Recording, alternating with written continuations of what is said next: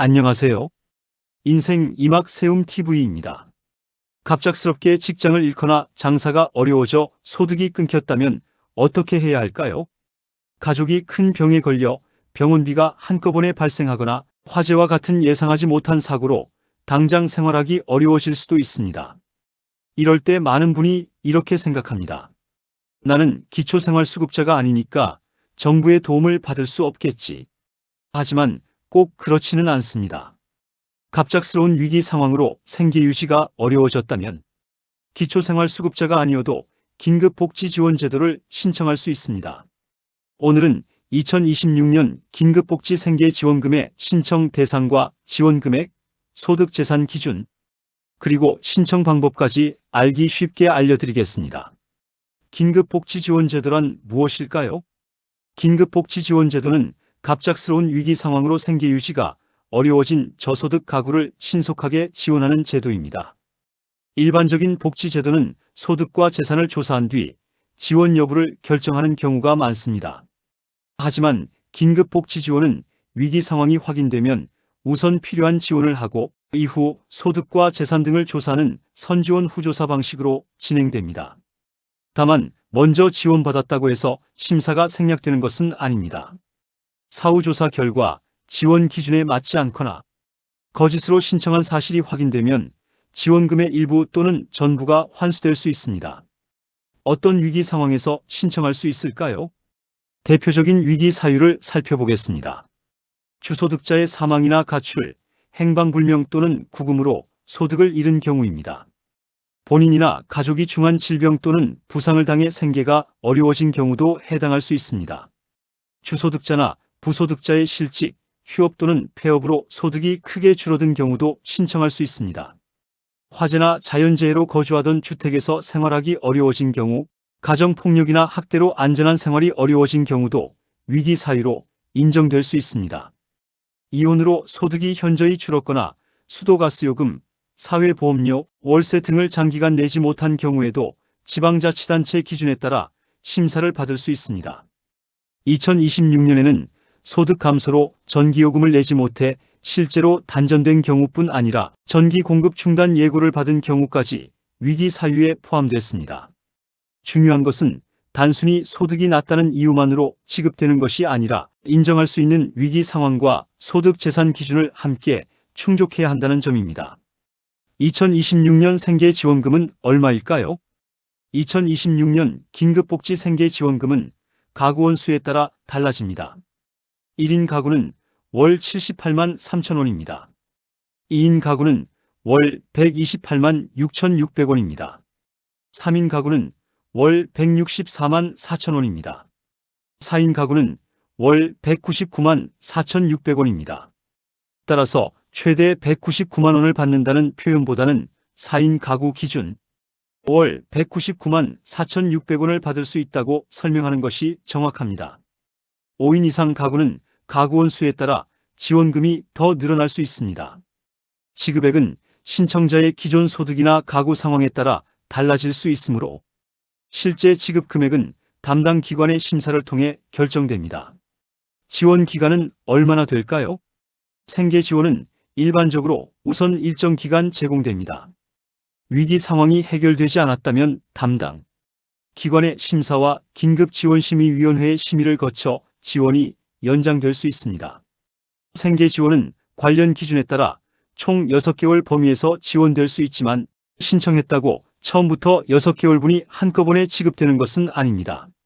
위기 상황이 계속되는지 소득이나 생활 여건이 어떻게 달라졌는지를 확인하면서 연장 여부가 결정됩니다. 긴급복지지원제도는 생활비만 지급하는 제도가 아닙니다. 위기 상황에 따라 의료비, 주거비, 교육비, 사회복지시설 이용비, 연료비와 전기요금 등도 지원받을 수 있습니다.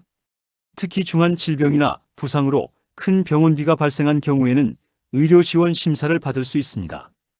의료지원은 일정 요건을 충족하면 최대 300만 원 범위에서 지원될 수 있습니다. 하지만 모든 지원이 자동으로 함께 지급되는 것은 아닙니다. 각 지원 항목별 조건과 위기 상황을 확인한 뒤 필요한 범위에서 결정됩니다. 소득 기준은 어떻게 될까요? 2026년 긴급복지 지원의 소득 기준은 기준 중위소득 75% 이하입니다. 1인 가구는 월 소득 약 192만 3천원 이하입니다. 4인 가구는 월 소득 약 487만 1천원 이하입니다. 여기에서 소득은 단순히 월급만 확인하는 것이 아닙니다. 근로소득과 사업소득, 재산소득, 공적이전 소득 등 가구의 소득을 종합적으로 조사합니다. 최근까지 소득이 있었더라도 실직이나 폐업 등으로 현재 소득이 갑자기 끊겼다면 위기 상황을 중심으로 상담받아 볼 필요가 있습니다. 본인이 임의로 판단에 포기하지 말고 담당 행정복지센터나 보건복지상담센터에 현재 상황을 그대로 설명하는 것이 중요합니다. 일반 재산 기준도 확인해야 합니다. 2026년 일반 재산 기준은 지역에 따라 다릅니다. 대도시는 2억 4,100만 원 이하입니다. 중소도시는 1억 5,200만 원 이하입니다. 농어촌은 1억 3천만 원 이하입니다. 재산을 계산할 때는 일반 재산과 금융재산, 부채 등을 종합적으로 반영합니다. 실제로 거주하는 주택에 대해서는 지역별 주거용 재산 공제 한도가 적용될 수 있습니다. 따라서 집이 있다는 이유만으로 무조건 신청할 수 없는 것은 아닙니다. 지역과 주택가의 부채 및 가구 상황에 따라 결과가 달라질 수 있으므로 담당 기관의 정확한 계산이 필요합니다. 자동차가 있으면 탈락할까요? 자동차를 보유하고 있다고 해서 반드시 탈락하는 것은 아닙니다. 자동차도 재산조사에 포함될 수 있지만 차량 가액과 용도, 연식, 가구의 전체 재산 상황 등을 함께 확인합니다.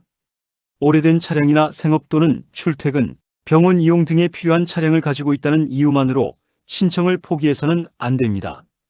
다만 차량 가액이 높은 신차나 고가 차량을 보유한 경우에는 재산 기준을 초과해 지원 대상에서 제외될 가능성이 있습니다. 자동차에 관한 구체적인 판단은 차량 종류와 가액, 가구 상황에 따라 달라지므로 행정복지센터에 확인하시기 바랍니다. 통장에 돈이 있으면 신청하지 못할까요? 긴급복지지원 신청 과정에서는 금융재산도 확인합니다. 금융재산에는 예금과 적금, 보험해약환급금, 주식 등이 포함될 수 있습니다. 2026년 금융재산 기준은 가구원 수에 따라 달라집니다. 1인 가구는 856만 4천원 이하입니다. 2인 가구는 1019만 9천원 이하입니다. 3인 가구는 1135만 9천원 이하입니다. 4인 가구는 1249만 4천원 이하입니다. 5인 가구는 1355만 6천원, 6인 가구는 1455만 5천원 이하입니다. 주거지원을 신청하는 경우에는 해당 가구원 수의 금융재산 기준에 200만 원을 더한 기준이 적용됩니다. 통장에 돈이 조금 있다는 이유만으로 무조건 탈락하는 것은 아닙니다. 가구 전체의 금융재산과 부채, 현재 위기 상황 등을 기준에 따라 조사합니다. 자녀의 통장도 확인할까요? 같은 가구에 포함되는 가족의 금융재산은 함께 조사될 수 있습니다. 따라서 미성년 자녀가 같은 가구 구성원이라면 자녀 명의의 예금과 적금 등도 금융재산에 포함될 수 있습니다. 다만 주민등록상 주소가 같다는 사실만으로 모든 가족이 반드시 동일한 가구로 판단되는 것은 아닙니다. 실제 생계와 주거를 함께하는지 등 가구 구성에 관한 구체적인 판단이 필요합니다. 가구원 범위는 개인마다 다를 수 있으므로 신청 전에 담당 공무원에게 확인하는 것이 안전합니다. 다른 사람 통장으로 돈을 옮겨도 될까요? 지원받기 위해 돈을 인출하거나 다른 사람의 통장으로 옮겨 재산을 숨겨서는 절대 안 됩니다. 신청 과정에서 금융정보 제공 동의서를 제출하면 필요한 범위에서 금융재산 조사가 진행될 수 있습니다. 거짓이나 부정한 방법으로 지원받은 사실이 확인되면 지원이 중단되고 지급받은 금액이 환수될 수 있습니다. 경우에 따라 추가적인 법적 불이익을 받을 수도 있습니다. 현재 형편이 어렵다면 재산을 숨길 방법을 찾기보다 상황을 사실대로 설명하고 상담받는 것이 가장 안전합니다. 신청은 어떻게 할까요? 긴급복지지원은 거주지 관할 시군구청이나 가까운 읍면동 행정복지센터에 도움을 요청할 수 있습니다. 직접 방문하기 어렵다면 보건복지상담센터 국번 없이 129번으로 전화하시면 됩니다. 본인이 직접 신청할 수도 있고 가족이나 이웃 등 위기 상황을 발견한 사람이 신고할 수도 있습니다. 담당 기관은 위기 상황을 확인한 뒤 지원 여부를 결정하고 필요한 경우 우선 지원한 다음 소득과 재산 등을 조사합니다. 생계가 당장 어려운 상황이라면 서류를 모두 준비할 때까지 기다리지 말고 먼저 행정복지센터나 129번으로 상담해 보시기 바랍니다. 신청 전 꼭 기억할 사항. 첫째, 기초생활수급자가 아니어도 신청할 수 있습니다. 둘째, 실직이나 폐업, 중한 질병, 화재, 가정폭력 등 갑작스러운 위기 상황이 있어야 합니다. 셋째, 소득뿐 아니라 일반 재산과 금융재산도 함께 심사합니다.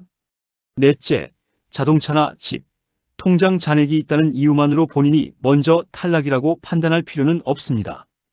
다섯째, 다른 사람의 통장으로 재산을 옮기거나 사실과 다르게 신청해서는 안 됩니다. 마지막으로 지원 여부와 금액은 가구별 상황과 지방자치단체 조사 결과에 따라 달라질 수 있습니다. 갑작스럽게 소득이 끊기고 생활이 어려워졌을 때 도움을 요청하는 것은 부끄러운 일이 아닙니다. 긴급복지지원제도는 예상하지 못한 위기를 겪은 국민이 다시 일어설 수 있도록 마련된 사회안전망입니다. 나는 대상이 아닐 것 같다. 신청해도 거절될 것 같다. 이렇게 혼자 판단하고 포기하지 마십시오. 가까운 행정복지센터를 방문하거나 보건복지상담센터 국번 없이 129번으로 상담해 보시기 바랍니다. 지원 기준은 가구의 상황과 제도 변경에 따라 달라질 수 있으므로 신청 당시의 최신 기준을 반드시 확인하시기 바랍니다. 오늘 내용이 도움이 되셨다면 구독과 좋아요, 알림 설정 부탁드립니다.